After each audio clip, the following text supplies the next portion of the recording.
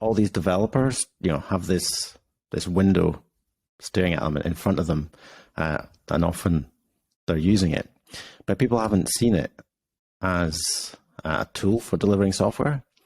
They see it as a tool for building software, as a tool as kind of an archaic tool for doing things to create the software, but they haven't seen it as a delivery mechanism for the software itself. And I think we can do a lot more with it. And I've been experimenting over the years to see what you can do with a terminal, and things have moved on so much. Terminals can do 16.7 million colors. They've got lots of Unicode characters, which you can use to build various kind of graphics.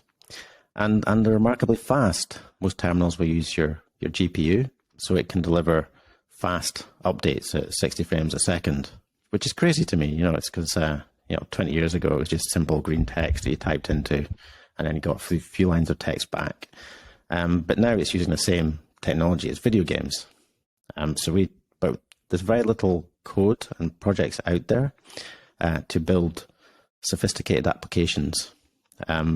Curses is the most popular one. It's been around for decades, but that looks very rudimentary. I mean, it's very much rooted in technology of 20 years ago. So I figured, what can I do to use all this power that's available in the terminal and maybe bring some of the improvements which have occurred in the web world, see if I can bring it to the terminal and then build applications inside the terminal.